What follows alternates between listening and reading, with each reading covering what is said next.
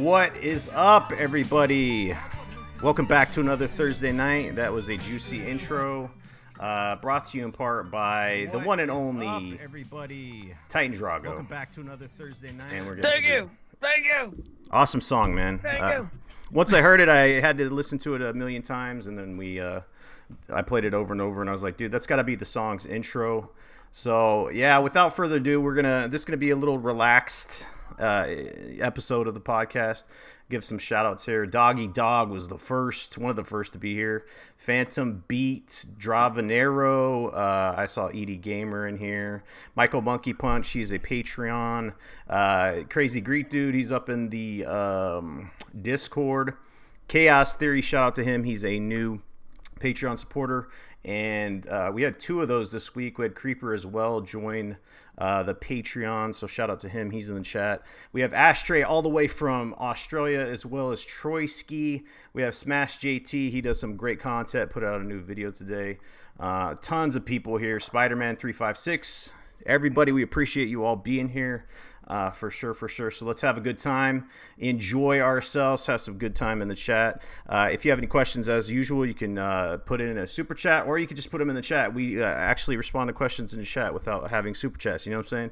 Unlike some podcasts, you know what I'm saying? So without further ado, let's get into our intros. Let's start off with the man, the myth, the legend, Titan Drago, with the music talent of Da God. What's up, man? Yeah, man. Song took me. It didn't actually take me that long to make either. It took me longer to make the video. Yeah. Okay. I really can't play the piano. I was faking that, and I was thinking about putting a clip at the end there, like showing people what I really sound like, but I decided against it. But yeah, man, it's been a good week of gaming, and I've got a crazy show today because we got leaks shot down, and we got some potentially crazy news coming up for Xbox here that I can't wait to hear everyone's opinion about. Yeah, man, I've been chomping at the bit to hear from the T.S.G.P panel about all these topics, man. You guys have some good takes on it. We have some brand new gifts that I want to bring out here. I'm just going to kind of show you guys and kind of get your feedback. So what we're going to do on the channel is we're going to kind of have some new gifts, and then based on the feedback from the fans, we'll get, the best ones, and we'll kind of we'll get new ones in there. This is the Dancing Man. It's a new one. It's Always Sunny in Philadelphia. It's the Green Man. he's doing a little dance, Fortnite dance. I think that one's pretty interesting. The next one, we got the weird GIF. This is one of my favorites right here. It's just strange. This one's strange, right? So when someone says something weird, which happens all the time, we put that one out, okay? I hate that one. You hate that one? I love it, dude. I don't know where that's from. It's like a melted thing is face. so ugly. And then we got the good old what the fuck GIF. This one's a classic, right? You can't go wrong with this, right? And then the one and only, the L GIF. You know that one's already in. So let us know which one's your favorites. I just kind of threw those in there. So yeah. Anyway, let's get to the next panel member. Noof Nukem, what's up? Boom, boom, kaboom. Noof is in the room. It's Thursday night. The Saltiest Gaming podcast coming at you. We are live. We are ready to roll. We are ready to drop some bombs up here on this week's news, but lots of cool stuff happening. Noof is ready to go. Hope you guys are too. Chat, we love you. Keep it cool. Keep it awesome. And let's get this show going. Yeah. Awesome. Next up, we got Hyena Den. He has some topics he brought up in the DMs about GDC that we're going to go over. He's our tech resident here. What's going on, man? I'm doing really good. This whole daylight saving stuff is throwing me off because it's still super bright outside. But yeah, let's get into these topics. Awesome. So I just want to hear what you guys been gaming and doing. Everybody in the chat, what have you guys been playing? I know Division 2 is out. I just want to kind of do this a little bit. We haven't done it in a long time. Figured since we have a smaller panel, we could kind of go through it. Let's start off with Noof. What have you been playing, man? Went back and was playing Shadow of the Tomb Raider. Amazing game, guys. Please go fucking play it. It's on Game Pass. But I was playing some of the DLC the other night. I was playing a little bit of LA Noire on my Switch. I've been playing a bit of Anthem. Haven't done so much gaming in the last week. Not as much as I would like. So definitely got to catch up on that. Hopefully I'll get some gaming in after the show. Thinking about maybe jumping over on my PSVR and banging out some Firewall. But we'll see what happens. Awesome, Titan. I know you're a busy man lately too. I saw you squeezing in some of the good olds. What have you been playing when you had time? Yeah, when I've been at time, I've had a little bit of Smite, a lot of bit of that Stellaris strategy game. Mostly been playing that one by myself. A little bit with you and on the what's that thing game called? The Battle Royale game. Apex. Been playing the Apex and a little bit of COD with my son today. Awesome. Yeah, my kid's been off for spring break, and she's been playing Sea of Thieves, so I've been getting messages and party invites. It's like my daughter loves that game. So, but those games I'm already given Titan Drago the L. You ain't lying, dude. My 8-year-old son completely team wiped the other team. Like I didn't even need to touch the controller one round, man. He wiped them all out. I was like, he's a beast. That's awesome. Hyena, what have you been playing, man? So lately, I've been playing Alien Isolation on Game Pass, and dude, that game is fucking scary. I wish I had streamed that game so everybody could hear how loud and how many times I've screamed over and over again. Those androids are just they're out of this world. No pun intended, but they're just ridiculous things. And I've also been playing Just Cause 4. That's on Game Pass now as well. Some fun stuff. Oh yeah, I gotta try that. Just Cause 4, man. What's I gotta up try with Just that? Cause. No, I'm just kidding. Just Cause 4, I don't know, man. Not a big fan, but how is Just Cause 4 anyway? I like it. It reminds me of Just Cause 2, which is the best Just Cause game that has ever released. It's just fun. It's like Crackdown to me. They're just fun games. Yeah. Okay, well, it sounds like you guys have been playing some good shit. I've been playing a little bit of everything. Apex. I got back into Dead Cells. They're going to be releasing some DLC for that. I accidentally deleted my save file, so that was infuriating because they added this new game mode where you can do customizations and there's like different save files. I was a dumbass and I deleted mine, which was crazy. But anyway, I'm trying to get all my stuff back and beat that game again. And what else? Just get ready for the Division 2. Excited for that. My buddy pre-ordered that, so we'll be playing it tonight. I know that there's a lot of people that have been playing it already because they got that $100 edition, but I'm not about that, fam. I'm not going to be paying $100 to get early access. Let us know if you've been playing the Division 2 and what your experience has been. I've heard nothing but good things, and yeah, just let us know. So, weren't you playing that Red Orb Hoarder? Oh yeah, the Devil May Cry. Yeah, I got a lot of blowback for saying that I wasn't a fan of the microtransactions in the Devil May Cry 5 because you could basically buy 100,000 or what is it, 300,000, whatever it is. It's like $2 Mhm. for the orbs, which is the main currency in the game. I was kind of in a rush to finish the game, and I had to take the game back because I was running it, and I got the boss fight, and I used all my currency to continue the fight instead of having to start over. Either way, you lose all your shit, and then I got to a point where I didn't have any orbs or anything. So then it gives you this little cue: "Hey, you want to buy some? You want to buy some orbs for $2?" And I was like, "Holy shit!" So anyway, it triggered me, and I got a lot of blowback. A lot of people it felt like they were the lawyers for Capcom or something, you know, or the defense squad. Lots of damage control for microtransactions, surprising, but it is what it is. It's a fun game. If you haven't played it, check it out. You know, so. Let's get to our first topic, shall we? Let's go something a little bit light here. Castlevania collection leaked by Ratings Board. It's gonna be nice, you know. Konami, they've taken a little bit break, you know, from Silent Hill and Metal Gear, but Castlevania is kind of a popular franchise for some. A lot of nostalgia there. The main character there was in what was it? Smash. I can't even think right now, and it's on Netflix as well. So there's a series there. Are you guys Castlevania fans at all? Like, would you like to see this collection? Would you play it? What do you think, man? I don't even think I played this when I was a kid on Nintendo. Okay. What about Yeah. you guys? I've never played a single Castlevania game, so I can't really speak on this topic. Okay. I've heard it was good back in the day. I just, I was poor back in the day. Yeah. Like dirt poor. Yeah, Castlevania. I like to play that back in the day, and it would be interesting to go back in there and kind of pick it up after so long, because it's one of those franchises that's been out there for a very long time. It's been 33 years since the first Castlevania released, which is insane, right? So this is going to be a lot of nostalgia for some of the older gamers out there. Let us know if you guys are fans of the series, if you would pick this collection up. Maybe pick it up on a sale. I think it's cool that they're going back to the well there, especially the developer. Noof, you're an old guy. Did you play Castlevania back in the day or no? Nope. It was one of those series that just went right on by, man. And like I said, I was always a Sega guy. So obviously, back in the Master System days, they didn't have Castlevania, so you had to play it on the NES. Mm-hmm. So that's a big reason why I missed out on the boat the first time. Okay. Then I was big on the Genesis, and the Genesis was late to the party. I think, the first few years into the Genesis life cycle, Konami didn't make many, if any, games for the Genesis, but eventually they did get on board and they started making.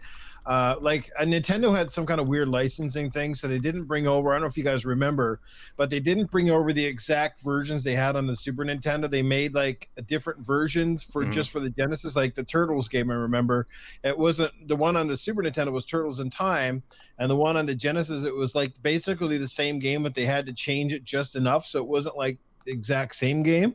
And they did the same thing. They made a different Castlevania game with one of the different characters, and it was called, I forget what the hell it was called, but it was a really good game apparently. But yeah, bottom line is I kind of miss Castlevania. I'm not saying it was a bad series or I had no interest. It was just one of those things that by the time it was hitting its heyday, I was just kind of moved. The boat had already moved on. I didn't even play a lot of the new Castlevania games on the 360 or anything. So maybe I'll go back to it one of these days, but we'll see what happens. Okay. Let's move on to the next topic. Some BAFTA nominations going out there. I don't know if you guys know about BAFTA or anything like that, but it's an award show. It's British Academy Games Awards. So it's shout out to everybody in Britain, UK, Europe, everybody over there. This is just another chance to have some more awards. There's best game nominations out there, artistic achievements, audio achievements. If my stuff would load up here, my page isn't working. So screw that topic. We're gonna move on to the next one. Sorry about that. We'll put a pin in that one. Yeah, so PAX East is teasing some huge announcements. I put a GIF out there for this. Borderlands 3, man, is it actually going to happen, folks? We've been teased and teased and teased, but I think we're actually going to be getting Borderlands 3 reveal, which is phenomenal, folks. Like, I can't wait. I'm a big Borderlands fan. I'm a big looter shooter fan, and they're kind of like the innovators of that genre. So it's going to be nice to have Gearbox there, but we also have some stories in regards to Gearbox. Actually, they might announce 2 games, which is interesting. So you have the Borderlands 3 announcement and then a secret project that might be revealed. What do you guys think about this potential Gearbox announcement for Borderlands 3? Let's start off with Hyena Den, man. So this could go one of 3 ways. It could be Borderlands 3. Yeah. It could be Borderlands 1, 2, and the Handsome Jack Collection remastered, or it could be both of them. It could be both of those scenarios. I don't know which one is going to happen, because we've heard Borderlands 3 has been in development for almost 4 years now.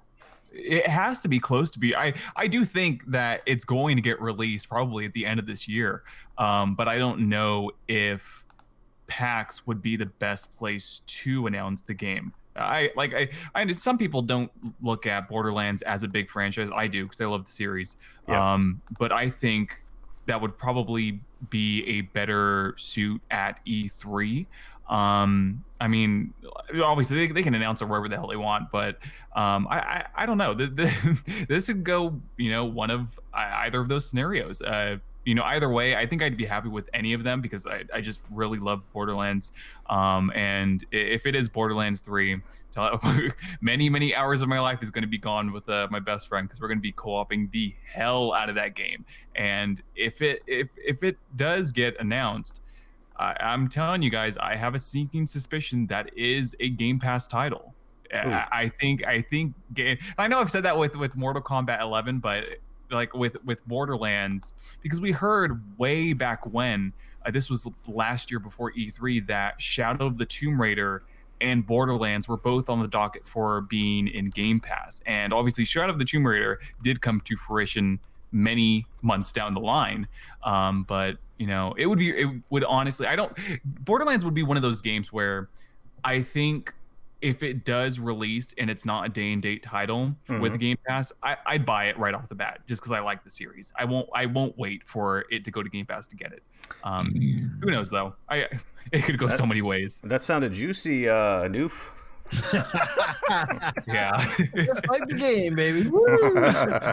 You're giving Noof indigestion. Yeah, that's what happened. It's like I smelled that through the mic. Anyway, Noof, since you burped into your turn, you fan of Borderlands? Yeah, What do you man, I think man? it's a really cool series. I mean, it is the original looter shooter. This is the game that many of our current games basically followed suit on. First of all, I love the art style, the characters, some of the story aspects. The fact there's a lot of driving, there's a lot of good shooting, there's the looting, there's the co-op. I mean, you can't deny that there hasn't been a whole lot of first-person co-op shooters out there. Borderlands 2 is amazing. I still want to go back and actually finish it. I got to admit, I got a little fraud on me here, but I never did finish the game, so I got to go back and do that. That would be awesome. I don't think it's going to be anything to do with the original collection, because they've already they came out on the 360 and the PS3, and then they've already sort of come out again for the Xbox One and the PS4. So I think you can put that to bed. But here's a pop. Here could be. I'm leaning on Borderlands 3 because it's been a long time. I think they're overdue for a big game, and they know that people are jumping at the bit to get back into this franchise. It's been one of their staples. It's been one of their big hits. But here's another one. What if it's the Borderlands collection coming to Switch? Ooh. Anybody thought about that? This game almost seems like it could definitely be a big hit on the Switch and keep making money. We know how easy it is to turn around ports these days, and Switch is the hot commodity. So that could definitely be a big thing. And that would certainly be something that would help drive more people on the Nintendo's online service. Oh man. So That's a great idea. That's a great That- idea. that- That would be really awesome. And like I said before, me and my best friend are huge Borderlands and just nuts overall. And he recently got a Nintendo Switch. If they announce that for the Switch, he's going to go insane. Yeah, man, you just when you think they can't make any more releases of those old games, then they find a way to do it. But that'd be cool, man. Borderlands on the go with the Switch, I dig it.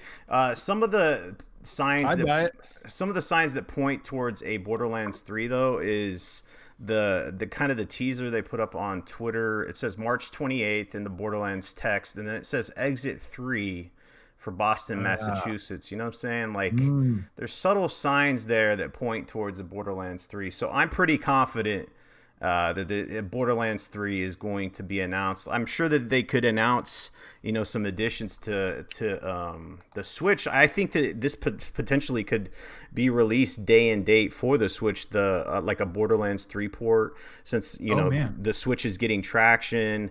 What do you guys think about that? Day and date for Borderlands 3? Well, let me just say that the cell shaded graphics of the series lend itself better to the Switch and their power, because it's not something that would be glaringly, oh my god, this looks worse than the other versions. Because again, those cell shaded graphics games, they can stand up to the test of time more so than games that go for photorealism, right? Yep. We see that with a game like Legend of Zelda Wind Waker. Came out on the fucking GameCube, still looks good today because they went with a very interesting art style. Mm-hmm. Yeah, dude. Go ahead, Titan. I was gonna say, that cell shade, like Borderlands 1, the cell shade of that looked like fantastic, like almost like beyond its time for that point, because it was cell shaded, but it looked so good and so detailed, even though it was cell shaded. Like I think you guys were right. Like Borderlands really did bring like looter shooters into like the mainstream and highlighted like a fun cooperative experience, right? But if they remaster anything, just count me out right now. Like, I'm out. Like, I don't want to see no dang remasters. And if it's coming to the Switch, that's going to be a letdown for me because I don't play on my Switch that much. But I just don't know why they would do that. It's like, is everyone not burned out of the first two yet? Is anyone requesting a remaster? No, I don't think that's it. So here's my thing with Borderlands. They need a new hook. The infinite number of guns, spark, and fire has come and gone. So they really got to find a different way to hook all the gamers, because that was really the hook of the first ones. Like, what could they do though? I don't know. Titan, the only game that people should be burned out on is Skyrim. Exactly. I'm not gonna comment on that because I've bought Skyrim many times. on it. Skyrim's been on everything except your mother at this point. You know what I mean? Seriously, dude. I'm still waiting on Skyrim for my toaster, though. Still waiting on that version. Yeah, they're going neck and neck with Skyrim. They're trying to, man. This Borderlands, they're putting it out a lot. So yeah, Titan, they do need to evolve this franchise. Let's be honest, because what was working back then doesn't necessarily work now, especially with the market the way it is. It just gets kind of played out too. And like you said, like the market the way it is, you've got all these it didn't have like competition back then. Now it's got Division 2. Like, are you kidding me? Like that game's getting so much hype, and it's even bringing me around. Like, I think I'm gonna regret not buying it if I don't go that route. So, I mean, like, you've got some heavy competition right now, and you really got to bring your A game right now the way the market is. So, like, what could that hook be? Like you said, who knows? I mean, they need to have more. They gotta have way more. Like stuff in the game, like more areas, more bosses, end game. Like, they have to match everything that the Division 2 did. Sorry, Salty, go ahead. Yeah, I was gonna say they don't necessarily need to change like the randomized loot or whatever. They just need to go with more characters. They can't just come out with the same old characters like they have in Borderlands 2. Because believe it or not, I played Battleborn, and they had a lot of characters in there that had cool abilities and stuff like that, and they were generally cool characters. Some of them are funny. I like the voice actors for them.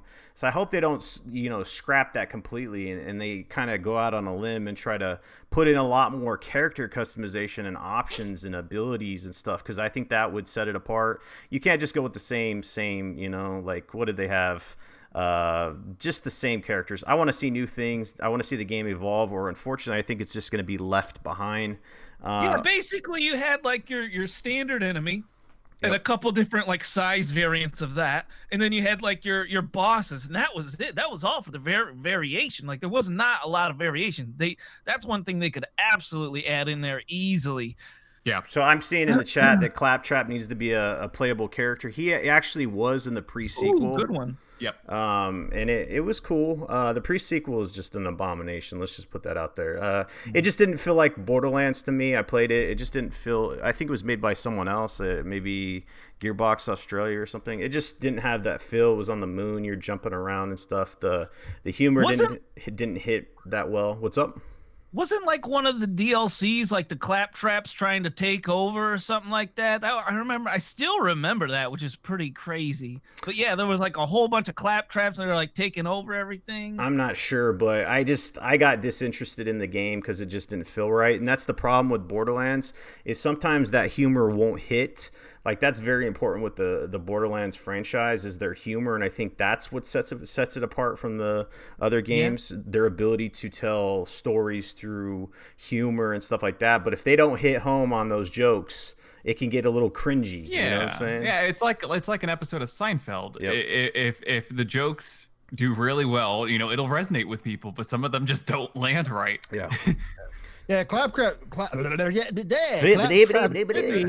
He should be a playable character, and he should be like a character that's like really fast. Probably would carry like some sort of small weapon, but mostly would be like a really good supporting role, like go around and heal people really quick, or maybe like when he's close to certain like loot, he would like fucking beep or something would go off. You know what I mean? Like that would be really cool too for someone that like would just like go around and really be a really good supportive character. I think it'd be great. Yeah. Claptrap. It's over there. Get it. So I want to play as Claptrap. Continuing on the Borderlands news. Hold up, I need to give you a note real quick on that one. Oh man. I saw it in there real quick. So anyway, let's right here. So it might be an Epic Game Store exclusive. What would you guys think about that, man? That'd be crazy, right? There's rumors out there that this might be an Epic storefront exclusive. Honestly, I could actually see, if any game were to be that, I could see Borderlands being that game. 100%. I could see it too, man. Not that honestly. I could only see it if it was like some bogus like side shot of the game, not like a legitimate Borderlands 3. Borderlands 3 is never gonna be, you sure though? Because they're snatching up some. Yeah, I'm sure. Give me an L if it happens. Give me an L. Sure. Now we could debate this because the Epic Game Store is doing some shady stuff, and shout out again to Smash JT. He did a video on this. They have a Reddit post on it. They're collecting information on their customers and seeing what kind of games they play on Steam and what kind of friends they have, and they're doing some phishing stuff, right? It's kind of fishy what they're doing on the side. They're doing cutthroat stuff, which is business, but at the end of the day, a lot of gamers are getting frustrated. They're getting really pissed at the Epic Game Store. I know Hyena had his own run-in with the Epic Game Store and the changing of, what game was that? Ashen, right? Wait a second. So if people are getting mad at the Epic Game Store for like creating exclusives, then why aren't people mad at PlayStation for keeping their exclusive? Like, come on, people. Let's really think about things before we get mad at something. When it comes to that, like it with PlayStation, I don't care about 95% of their IPs, so that it's not a problem with me. With Epic, when it came to Ashen, that was a game I personally cared about because it had to do with my best friend and me playing the game. I still played it anyways, but I don't know. It's just I think it depends on with this a lot of the exclusive stuff. It depends on if somebody actually cares about the games that are being offered. Like with PlayStation, it's in the bushes for me. Yeah. So but wouldn't that only apply to PC gamers then, though, if it was on the Epic Store? Yeah. Consoles would get the releases as normal. Yeah. Yeah. Who the fuck cares then? You're like, who the fuck cares? Give them an L. Give an L to the PC gamers. That's who gets it, right? No, Oh, I'm just PC kidding. gamers are gonna take an L today later on. Yeah. Let me tell you. Yeah. Oh, people are gonna hate me. The PC Master Race. Hey, Yeah. by the way, it's- I got a question for you What's guys. up? I ended up picking up a PlayStation Classic the other day for $50. Oh. Do I get an L Oh, for that one? Oh yeah, you definitely get I'll one give for you that, one. dude. If you don't Oh, give me one, every- I'll give can you we get? one. Hey, I'll Matt. mail it to you. Yeah, I'll matter of mail fact, you a just- physical L. Let's get 100 L's in the chat for That is a picking up, big fat wasting his L. money on that, dude. Were they like trying to rush you out of the store to make sure you actually finished your purchase with that? Who made you buy it, Noof? Who made you buy it? That's it. I think Yoshida was outside with a little gun. Oh, shit. You're right. Who He's like, "You blackmailed bought- you? You buying that shit? You buying that shit because we got to clear some stock here. You know, until these things are gone, we can't start processing PS5 CPUs. Let's go. Get that shit out the door. Yeah, Walmart don't want them. We got to The- get rid of them. the- the store was celebrating after they sold that one PlayStation Classic for the month. Hell yeah. Yeah. They like immediately replaced it with Goodness. another one on the shelf. Yeah. They have like a $1,000. 1,000 in the back. Their I shelf think it's was just like their shelf was packed to the glass when they were at 129, but the thing was almost empty when they're at 50. So they definitely, obviously, it's the price point was the Oh, okay. biggest factor outside of the games that was keeping people from selling them. So So But that was 50 Canadian, right? What is that, like 10 30? bucks American or something? yeah, yeah, $10 you're probably right, yeah. American. About $30 American. What Yeah. the hell? Yeah, the PlayStation Classic still to this day is just a weird enigma to me, where they didn't put their biggest franchise on it, and I'm like, what the fuck? That makes no sense to Enigma? me. What a sugar-coated word you picked right there. That thing's just I don't understand what they were doing with that. Yeah, who else Trying to got rip people off. who else got Man, let me suckered get into a buying a better- PlayStation Classic? Chat, let me get a better word for enigma that you would use in the chat, please. Someone give me a better word It's than just enigma. confusing. Like, what are you guys doing over there? Slobber knocker. Slop. Hey, Jean-Pierre says the PlayStation CL ASIC. That's right, dude. He ain't lying. Oh yeah, Smash JT, you smashed one on your show, right? Yeah, that's where it belongs, right? He has this huge hammer and he smashed it on camera. It's funny. Good shit, man. Anyway, we derailed there, but yeah, Epic's doing some shady stuff. They're doing some cutthroat stuff. I understand business is business, and they're trying to compete with Steam. But some of the stuff they're doing, it's interesting, and it's weird now that we have some other news that that we'll touch upon later. That Microsoft's putting some of their games on the Steam store. It's like Microsoft and Steam versus Epic now. It's weird.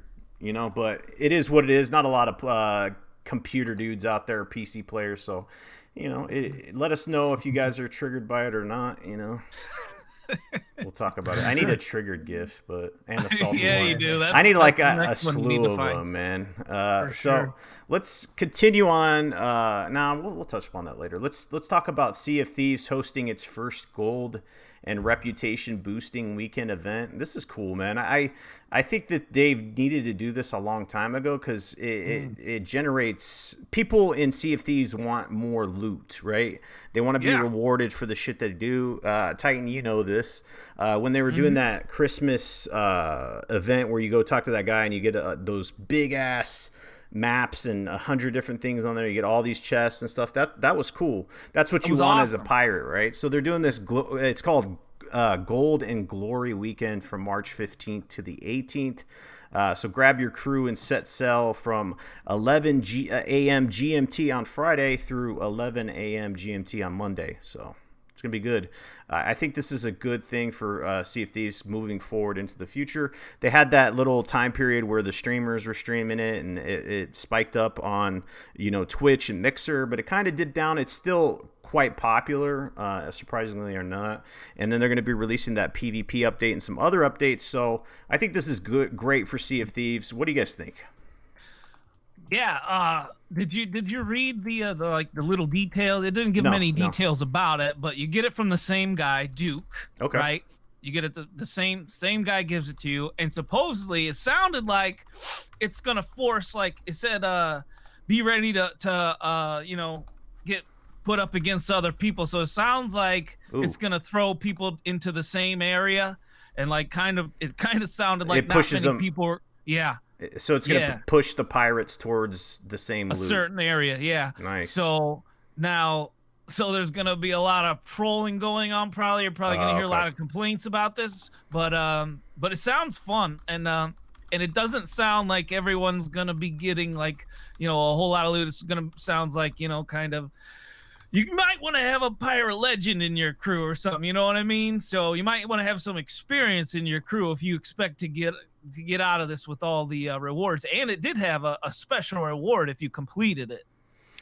Interesting. I might have to jump in there. I need a crew though. Like we had our crew tight when we were up like late, and you were late, and then we were playing with Ashtray. But now it's like schedules change and stuff like that.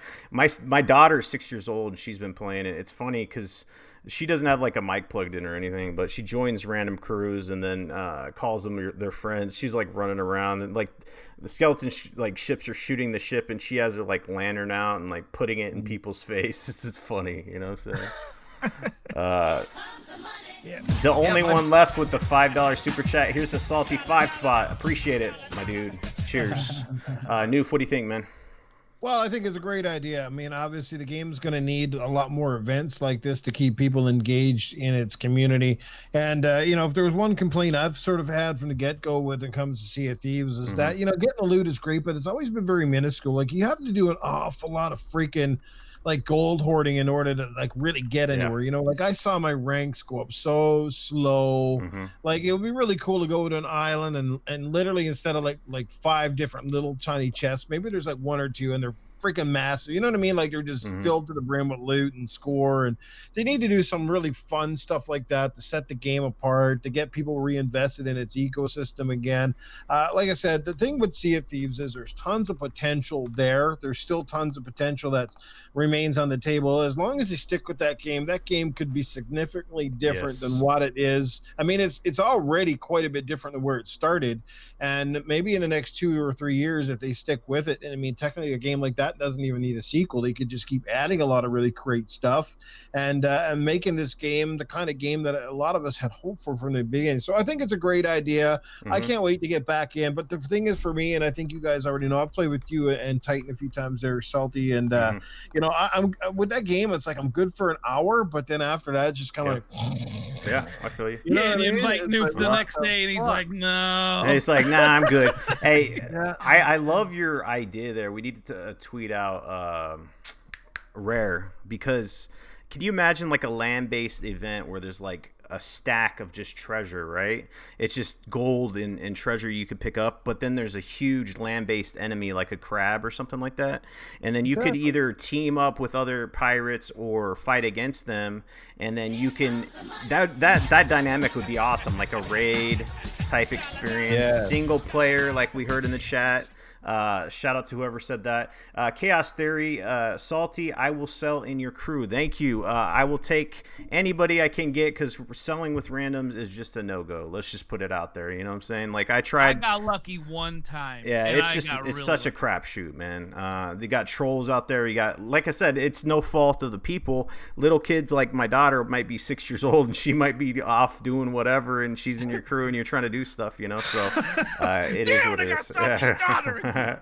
I'm like, please help him. I mean, she's like, oh, da, da, da. And she's like, I'm like, dude, you got to bail out the water. And she's like looking at her gun or like changing her clothes or something. And I'm like, oh my goodness. All right. Ship sinking. Ship sinking.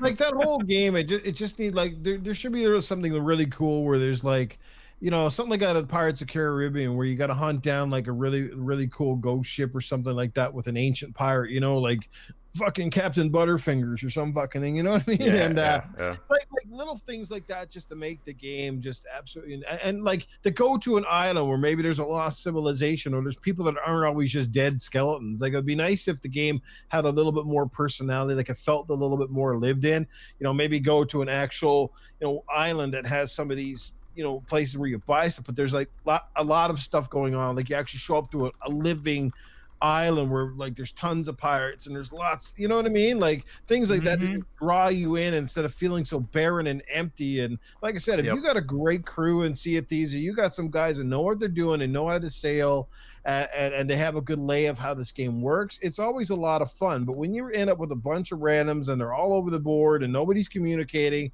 that game can get very, very frustrating. You know, it does have a steep learning curve.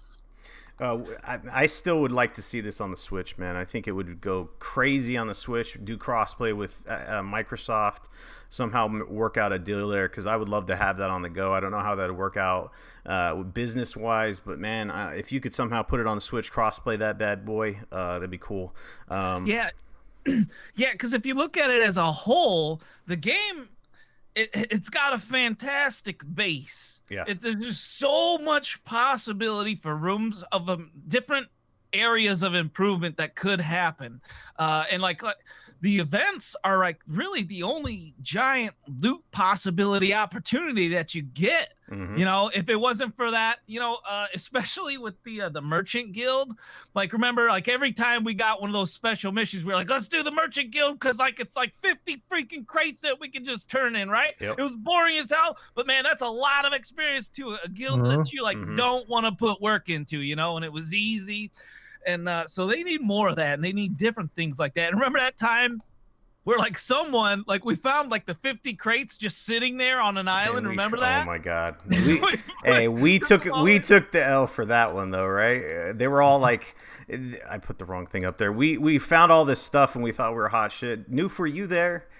We gathered all the materials and there, you can turn them in, and it's like the plants are all dead, the leaves are black and stuff, and I think it was, yes. We still got some credit and money and stuff like that, but plain and simple, if you don't deliver your shit on time, you don't get as much loot, cash. It was like that, was like all the plants were dried out, all the clothes we thought we were hot shit, and we found out it's like, all right, whatever.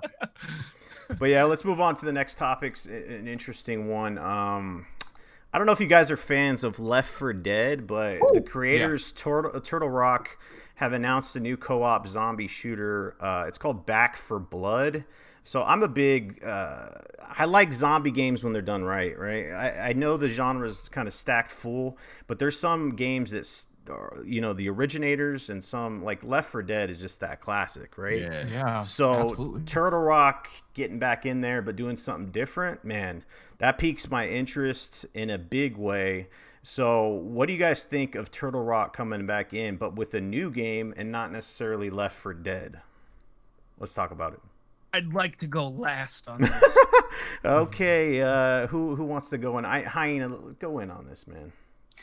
So I am definitely a huge Left 4 Dead fan as well. The game series was just good. It was amazing to play on the Xbox 360. If you played on your PC, it's just a good series all around.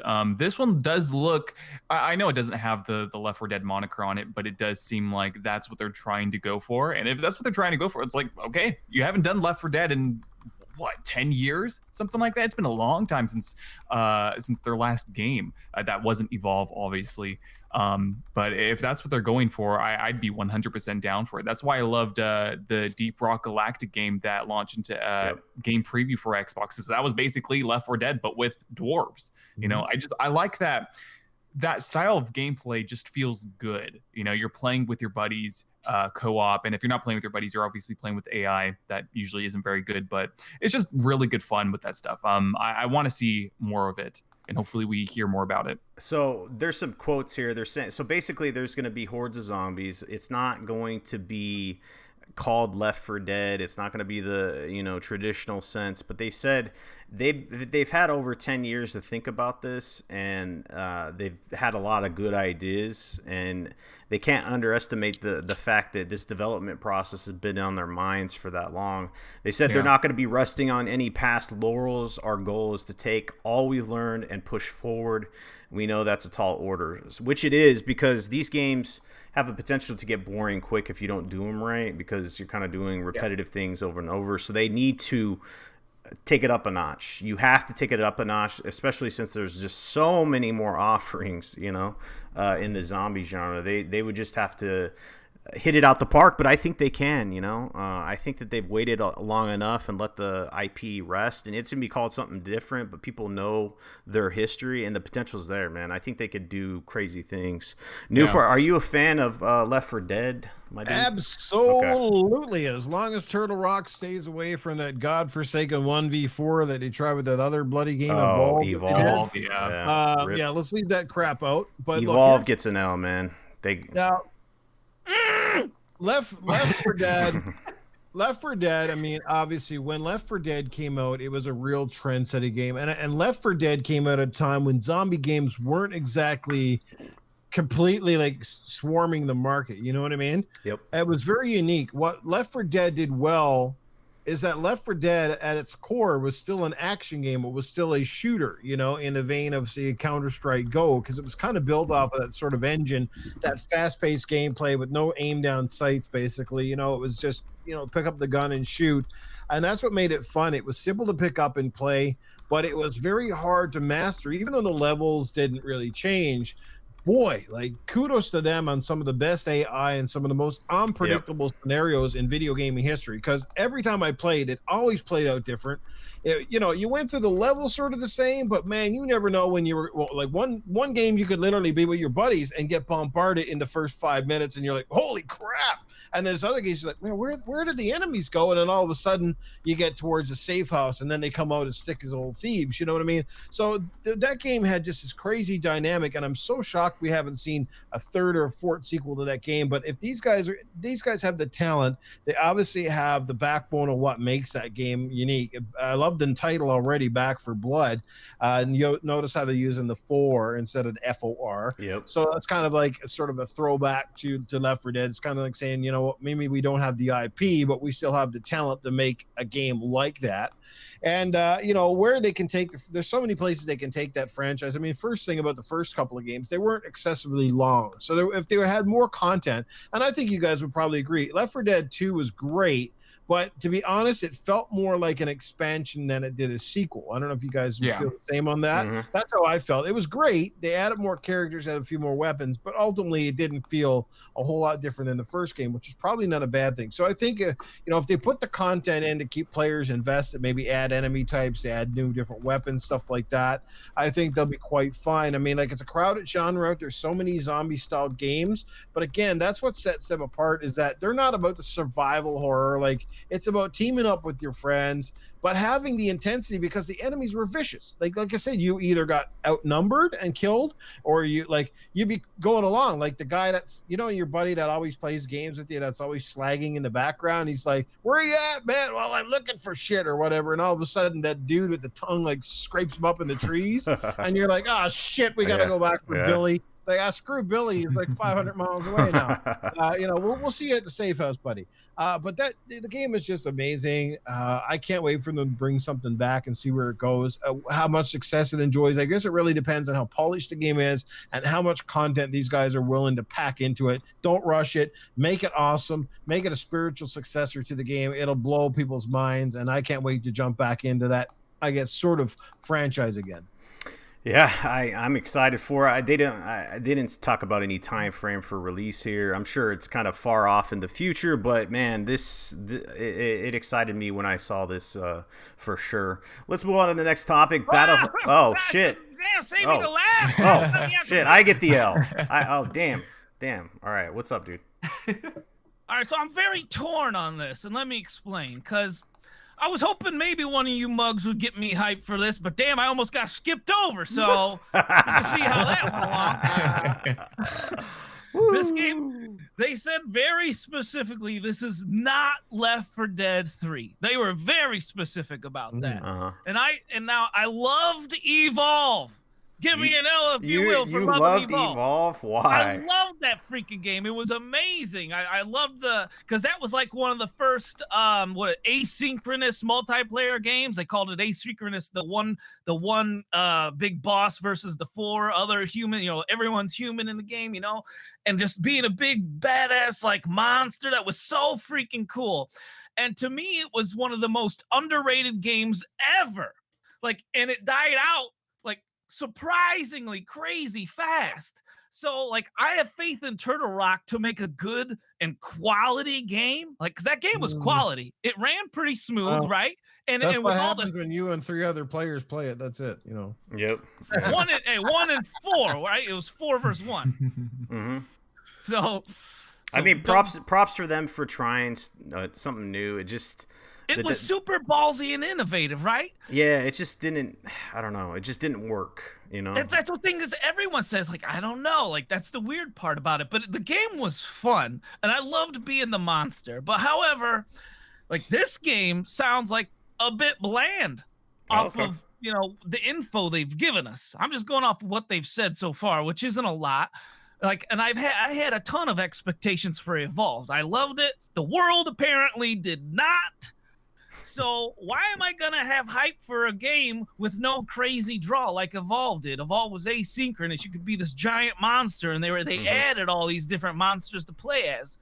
So the information we have on this one, it's gonna have multiplayer, which is good, right? Yeah. So it's gonna have different modes, and it's not gonna have battle royale. So Newful like that, But it just sounds pretty bland. So I mean, I guess. All right. Well, I mean, we got to take a poll. The chat, if you're on board with Titan, first of all, he liked Evolve, so how can we take him seriously at this point? But I digress, right? No, I'm just kidding. If you're down with, I can get what you're selling though, because like let's be honest, this game, it's been a long time since the first, the last Left 4 Dead came out, and the genre's kind of evolved. There's a lot more games out there to compete with, and like I said, if they don't change it enough, it could definitely get boring quick. It could definitely get left behind. So yeah. It is what it is. Let's move on to the next topic. Let's talk about Battlefield 5's Battle Royale mode. Ooh. It's launching March 25th, and they didn't. I don't know. Okay, so Firestorm is going to be launching free for all owners of Battlefield 5 on March 25th.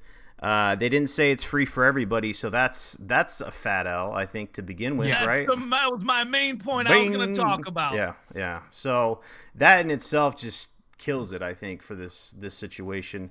They should have just took their losses and said, hey, we're competing on the Battle Royale genre. We need to take this free, make it free to everybody, not just for the people that bought the game already, man. Anyway, it's supposed to be coming out, like I said, later this month at the end of March. They showed a trailer for it, and it looks interesting. It has that dynamics that aren't being done in the genre today, like tanks and some other things, destructible environments on the scale of Battlefield. So it has things that will separate it in the genre, but I don't know if it has staying power just for the fact that you have to pay to get in to play it. Let's start off with Titan, because I know you don't own Battlefield 5. What do you think about this whole situation? It took everything I had in me not to just be like during your whole spiel, took their losses. Like, do we know who we're talking about here? Let's not forget who we're talking about here. So, like, because I got some losses for them, and I hope you got some gift losses for them that you're going to put up here at any second now. About to give you an L for not giving them an L.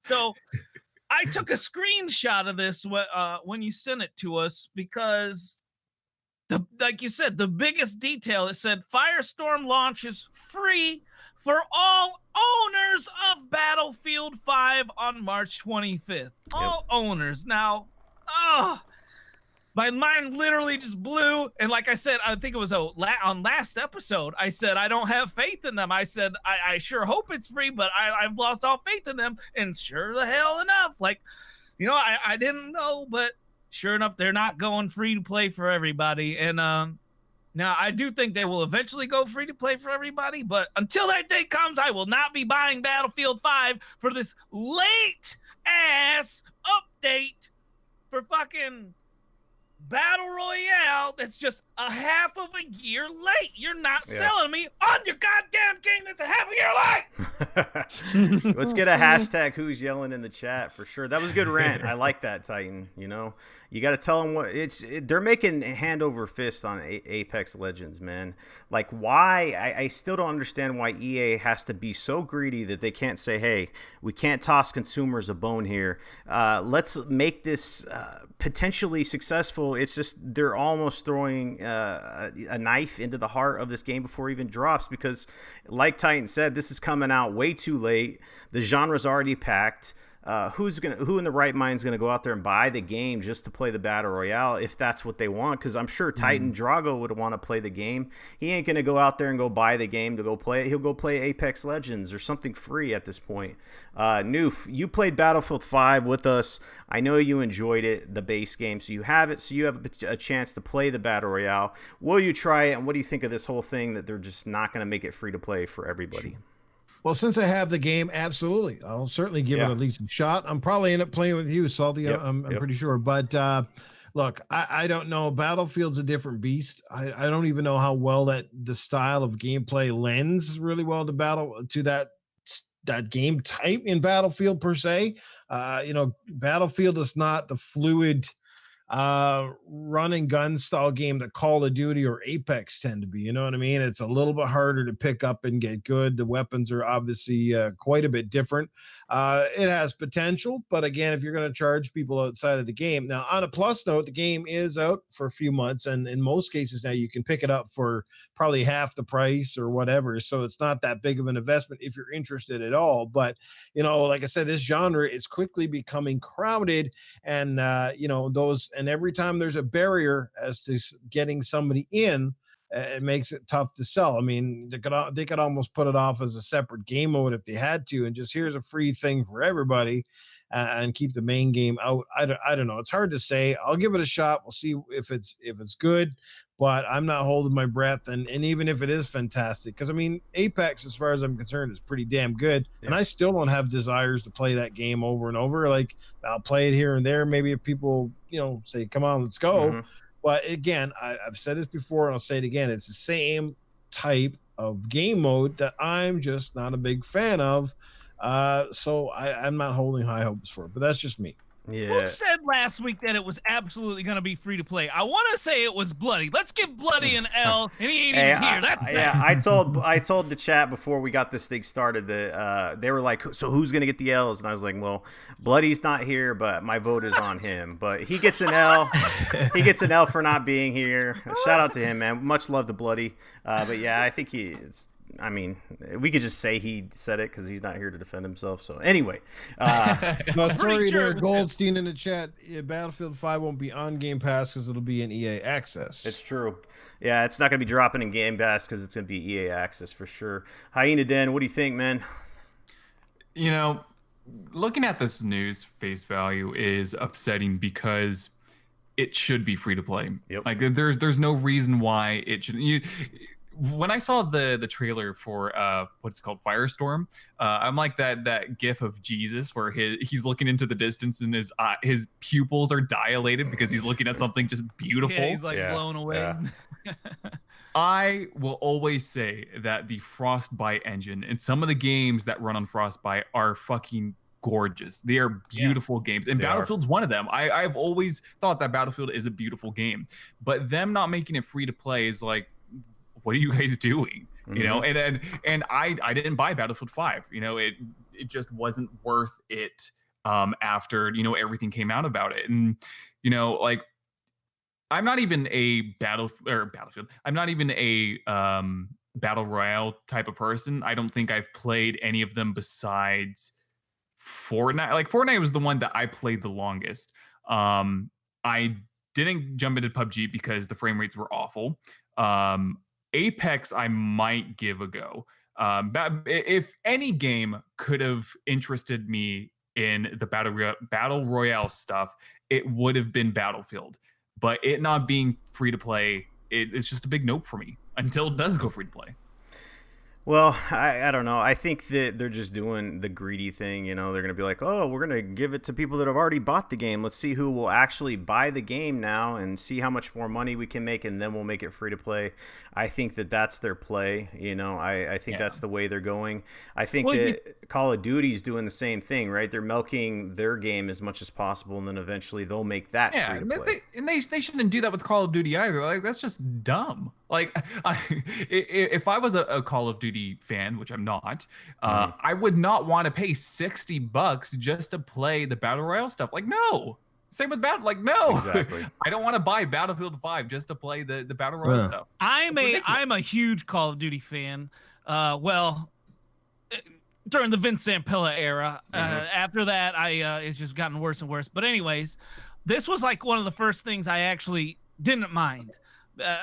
Because like I was playing PUBG, we were playing a whole lot of PUBG, and like the frame rates were getting ridiculous. Me and Salty downloaded that one map, and it literally had Nintendo 64 graphics, and we're just looking at this rock in awe because of how bad it looks. Right? Remember that, Salty? Yeah. Like, so we needed a AAA battle royale game. We absolutely needed it at the time, and Call of Duty provided that for us. And it's still fun to this day, and it's still I got no problems with that. But what I do got a problem with is you know what? Well, hindsight's 2020, right? Battlefield outsourced this the battle royale game to another company, right? So they outsourced it. Yeah, so I mean, they got, I guess this is their, attempt to make that money back because they had to outsource it because they can't take care of it in-house. Just so many pathetic things on top of each other making me sick. Their choice is also very strange. For them choosing Criterion, people don't understand. Criterion made Burnout. Why are you having them do that? What? Yeah. And I understand that most of the people that made Burnout aren't at Criterion anymore, but there's still people there that made that game. It's like, why are you having them do it? Hey, who made Ori and the Blind Forest? Let's get them over here and make our Battle Royale game. It's just so strange. I mean, sometimes it works out with like Horizon Zero Dawn, Killzone, stuff like that. Yeah. You can but I mean, proof's in the pudding majority of the time. Shout out to Algorithm EXE. He says, free super chat. What the fuck? Yeah, sometimes it is what it is. We read questions in the chat. It doesn't need to be a super chat. Surprise, surprise. But yeah, what were you guys saying before I cut you off? I'll give myself a note real quick there. Keep going. No, that was it. You're like, oh, that was it. We're done with this topic. Let's move on. It's raising my blood pressure. Okay. So let's talk about the next topic. Xbox users can now stream PC titles on their consoles. I'm actually excited about this. Hey, so here's the question. So now that we can stream PC titles on our Xbox, does that mean that PC doesn't have exclusives anymore? Or how does that work out? Exactly. Oh, there's so many questions. It's so confusing. I mean... So if I buy a game on PC and I play it on my Xbox, but I'm actually playing it on my PC, okay, it's confusing. So anyway, it's actually pretty exciting because there's some games that I want to play on my PC, but my Xbox is in my living room because that's where I prefer to play. It's not in my office with my computer and everything else. So I can stream it from my PC to my Xbox and play games that I wouldn't normally play. So Steam games, or if there's a Steam sale, I could play a game and stream it into my Xbox. I think it's cool. Tom Warren posted about this. He says, Microsoft now lets you stream PC games to an Xbox One and use a controller. This is really neat, and it's part of the new wireless display app for Xbox that allows you to remotely control a PC with an Xbox One controller. Awesome. Let's get the tech guy going in on this first. What do you think of this, man? So if I'm reading this correctly, this sounds like remote play. Yeah. Not just from a PlayStation standpoint, but from what Microsoft has, with Windows 10 streaming to the Xbox One or vice versa. Yeah, but it's, go ahead. So I think I'm reading this correctly. I know it's not going to be, like you buy a game on the PC and you don't have to have the PC turned on and you can stream it straight to your Xbox. I think you have to have them both on for that to even work. I think it's as long as you're on the same network. So yeah, so then yeah. it's more akin to remote play with what Microsoft and Sony are currently doing now. But I do know that there is a service coming to Xbox that's called Snowdrop or something like that. This news came out a few months ago, where I think Snowdrop, or whatever the fuck it's called, is a bigger deal than this news specifically, because with that, you're literally streaming something from a database coming from where I think they're based in California or something like that. And it's coming off of their server racks where they have Steam and stuff like that. I think that service is going to be a bigger deal than what this is. All right, so according to the report by The Verge, the app utilizes Miracast technology to create a virtual connection between the Xbox One and the PC. The program has undergone testing phases under a different name in the past. Connect on Windows was meant for the aforementioned Surface Hub. In the past, Microsoft implemented support for mouse and keyboard, stylus, and touch for cross-platform streaming support for the new Xbox integration. However, controller support has been added, but mouse and keyboard are not available yet. I just think it's cool that you can use your controller. Oh, yeah. You know what I'm saying? It's really streamlined. I can't wait to try this out because I get codes from developers and publishers and whatever, and a lot of times they're offering me Steam codes and I reject them. Like, I don't even think twice about it because I'm like, I'm not really going to play that on my I just don't like sitting at my computer and playing games. I don't know what it is. So if I can accept a Steam key, play that game, I could do more reviews potentially, or play it on my couch. It'd be cool. Yeah. I think it's a cool thing, a unique feature that I would love to use. I know it's not for everybody because not all console players have computers or whatever, but I think it's cool. I know you guys aren't really big PC guys or tech guys. Titan, have any thoughts on this? Oh, I got a ton of thoughts. Go ahead, dude. You're like, pass. That's a big pass. You said you lost me at the word streaming. All right, there you go. So, go ahead, Titan. Take it away, man. You know how I feel on this shit. This should be considered huge news. This may actually be some of the biggest news that people don't really realize the impact this is going to have. All right, so first of all, let's get the jokes out of the way. The game streaming to Xbox, like Salty said, he kind of started on this. So where do we start with this, right? It's like, does PC have no games now? Because all games are going to come to Xbox. All PC games come to Xbox now. And if you can't foreshadow, that's where this is going to, okay? Xbox just got a whole lot of games, okay? When this goes into play, Xbox just got a ton of games, and they're all PC. So we gotta give an L to Hyena Den. I know. Hey, I was gonna give you the L immediately because the Snowdrop engine is for. Yeah, Shizno covered it. It's Rainway. It's within literally within the same realm. Hey, can we get some L's in the chat for our tech guru here? Rain, snow. Yeah, I was within the same. You know. He was a few degrees off. It's the snowflake engine.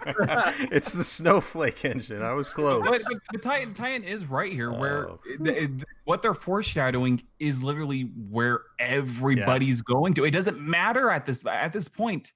Everybody's gonna have games. Everybody, literally everybody. My mom's gonna have new games to play. And I was muted. I was wondering if you cut him off for a second. That is he so stopped funny, abruptly. dude. But like he's so Xbox games going to PC, right? And all the PlayStation guys are like, well, Xbox has no games. So now eventually these PC games are going to be playable on Xbox. Are they going to be playable on PlayStation? Does PlayStation have anything down the pipeline for this? I don't think so. I think this is the left hook that PlayStation didn't see coming. It's like literally like a game of chess Xbox is playing. And like, I wish more people could see this because Xbox is playing the game of chess in the gaming industry and they're just putting PlayStation in check left and right. Like PlayStation's just trying to keep up. They're losing pawns. They're losing rooks. They're losing knights. And they're just does anyone else see the same thing I'm seeing? Anybody on the what is he saying? I'm deaf. I can't hear. Hold up. I need to I'm losing my mind on this episode because there's so many. Oh man. I'm getting L's through super chat. That's a new one. All right. Hey, L for me. I wish you would have AshtreyGaming went. all the way in Australia.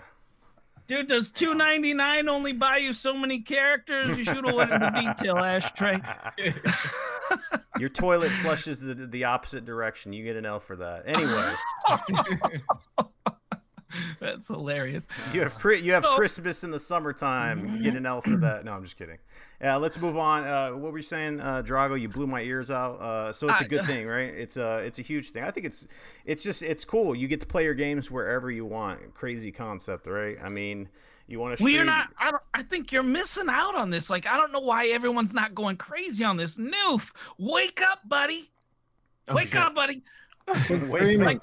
He's like, streaming? Not interested. This is huge news down the line, man. Like what games on the PC that I already can't play on my Xbox? I'm even excited about. I don't fucking play those strategy games. Yeah, you're like, well, he's like, I'm not gonna play RTS. He's like, I thought I was gonna piss off the PCMR people out there today. What counter? You know what? Pisses me off when it comes to a lot of these PC guys always bragging about the power of their fucking PC, and they're still playing World of Warcraft and Counter Strike Go and games that are friggin' more ancient than Gandalf. And it's like, come on, dude, we know what you play. You don't even play him in the high end of games, man. You just keep playing the same shit. League of Legends. Like, what the fuck, man? Games that are actually taxing. I can run that shit on a calculator at this point. Let's go, man. Like, come on, stop bragging about your fucking 25 teraflops from your 8K when we know that's the same shit. You Counter Strike, like, hasn't that fucking game died already? Like, what the hell are you doing? Like, honest to God, man. Like, seriously. Look, there are some legitimate PC dudes actually playing some real cool shit, and I think you generally know who they are. But all the rest of these guys are just trolls in the hole. They're bragging about crap. You're just like, what the fuck, man? Like, seriously, like, just give it up already, because we know that's what you're doing over there. You're jacking off and playing World of Warcraft and Cheetos all over your fucking keyboard. Go home. Yeah. Noof, I was ready to give you an L for not jumping all over this topic, but you just redeemed yourself with that rant, man, cracking me up. So yeah, when you can come up with a list of games that you think that will actually give Noof a boner, then send me the list, man, and I'll stream the fuck out of it. But until give Noof an L again. You play VR. You play PlayStation VR. Let's not lie to ourselves. And that shit's still better than half the crap on some of these other shit, then. Oh shit.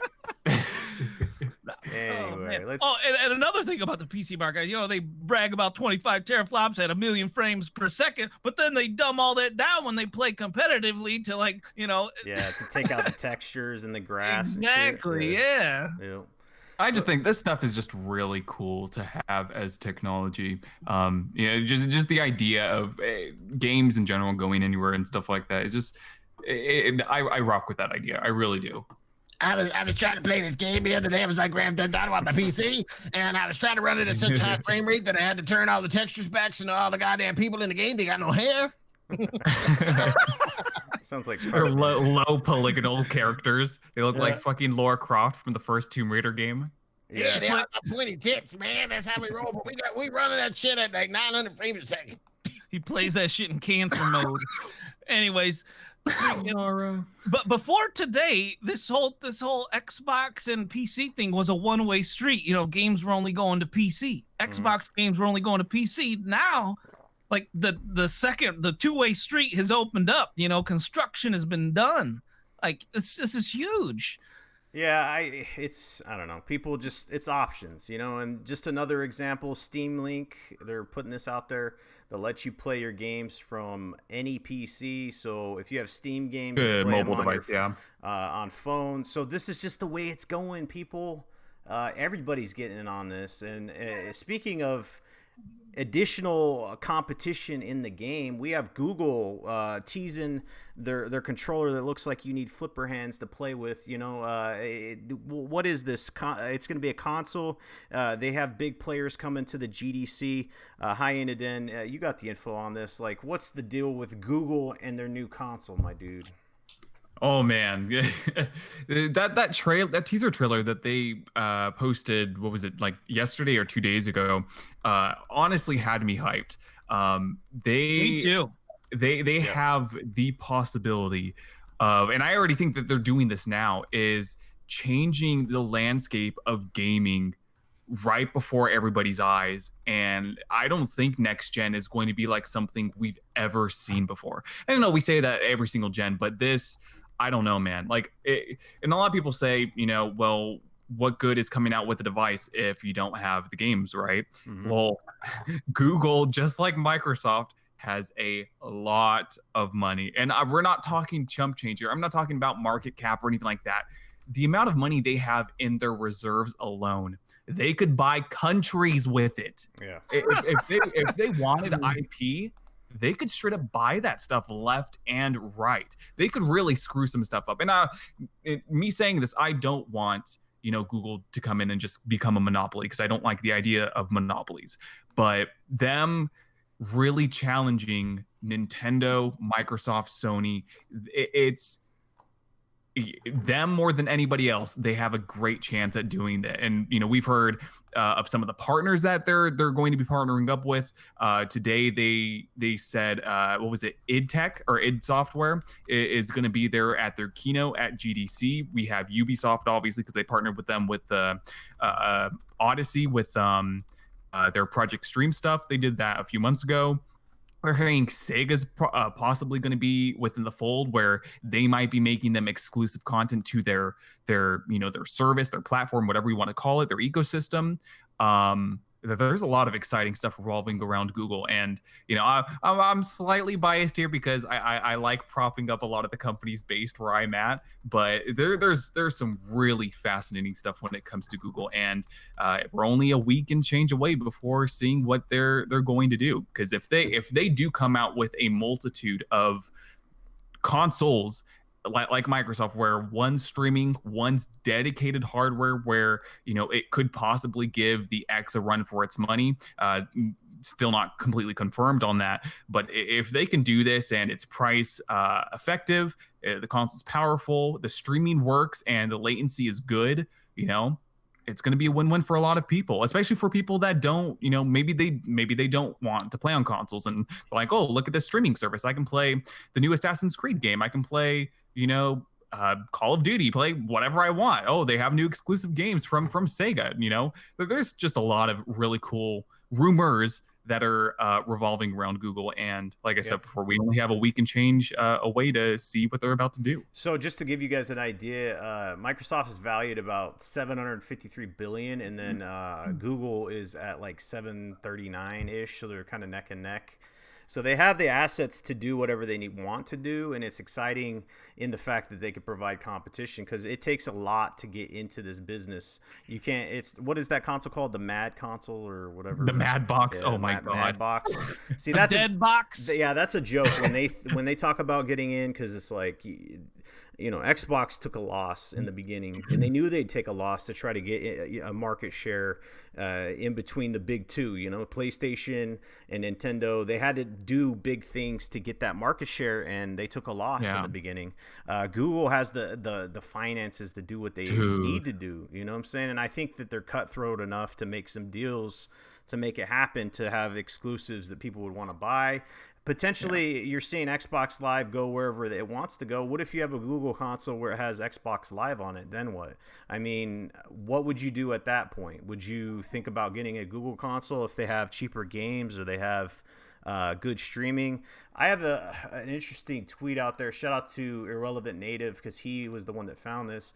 So he has this this tweet that says, during the presentation, Microsoft touted its growing cloud platform, which is now twice as large as the closest competitor, namely Amazon and Google. So their cloud infrastructure is twice as big as the next person. So Google has the assets, but their cloud infrastructure is nowhere close to what Microsoft is at this point, you know. So, and it's like, why do you think Microsoft is trying to build up this platform? It's not because, trust me guys, it is not because of Sony. It's because of Google and Amazon. We've been saying this for a very, very, very long time.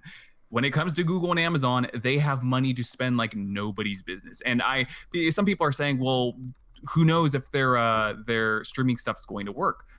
Who knows if it's going to be competitive against what Microsoft has? Nobody knows for sure, but people don't understand the amount of data farms Google has across the globe. when it comes to this cloud network. Obviously, as we just recently learned, Microsoft's is double that of what Amazon has, which is what is it called? AWS, Amazon Web Services, and then you have Google's GCP cloud platform. But it's I don't know, man. Like, if anybody can do it, like I've said many times in the past, it's Google and Amazon, because they have the infrastructure, they have the quality when it comes to their data farms, they have the quantity when it comes to their data farms, and they have the straight raw bandwidth. They could do it if they really, and I think that's what they're trying to do. They really are trying to make this work with their infrastructures by building them up and putting hundreds of billions of dollars into this stuff. It's going to be exciting. Yeah, man. I like innovation and tech, and people ask me, well, why would I think about going with Google? I like Google, surprisingly.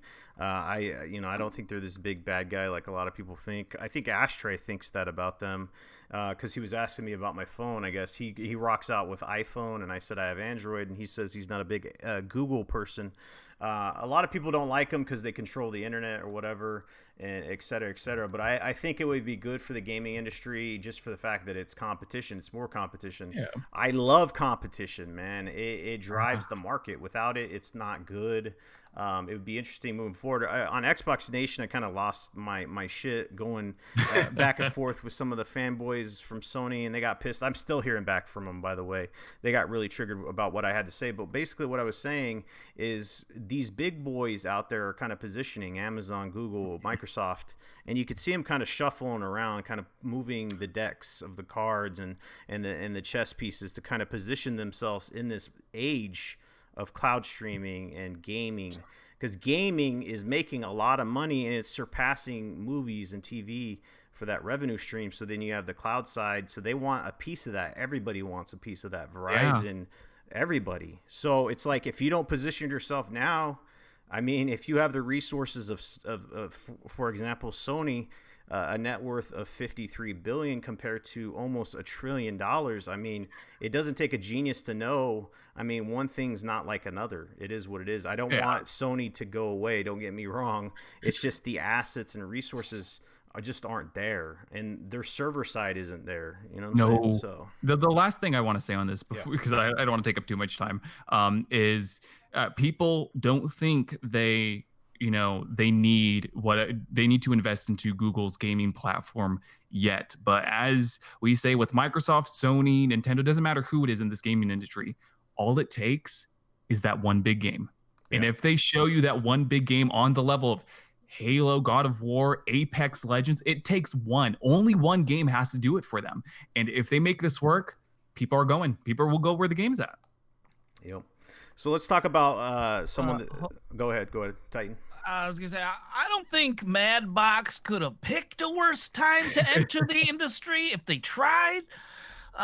Shout out to the Mooch and Nintendo Direct in the chat as well. We had the Mooch and Boom. Nintendo Direct. Anyways, give me one in the chat if you heard my latest parody. Shameless plug. Check it out. But it's going to be... Hyena's right. It's going to be the craziest new generation of gaming ever. I mean, look at the facts. We've got 2 new potential players coming into this gen, and the Madbox, but I'm not even calling them a player. They're just a scrub that we're just gonna slap aside real quick. We've got game streaming entering the fold. We got cross-play, cross-progression that'll no doubt expand this generation. And as far as the Google controller, that was supposedly debunked, right? It did say it was just a patent concept, right? Have you seen that, Salty? Yeah, it's a mock-up of the patent. It's a mock-up of the patent, yeah. It's not so it probably won't look that ugly. Mm-hmm. Let's hope not. Say that again, Noob? I said, let's hope not. Yeah. So, what do you got to say about all this, Noob, with the Google and stuff? I'll keep it real quick. I know you want to move on here, but look, I will say I'll agree with Hyena in terms of Google has the money, the resources. to basically make things happen. And that's the key. As long as you've always got the money, you can hire the talent, you can buy the studios, the infrastructure's kind of in place. They already have, I mean, they've already dabbled with plenty of gaming for God knows how long. I mean, through Android phones. I mean, it's become huge for them. There's obviously, they've seen there is a market, otherwise they wouldn't be trying to tap it. But the thing is, for Google, for, I don't know, maybe for a lot of new gamers who don't really get it or don't follow or don't really care, that's maybe the market they're going to capture. But as far as the hardcore guys, I don't have any more room in my place for another player. I'm quite satisfied with the status quo with the 3 that I've got burning at the stake right now.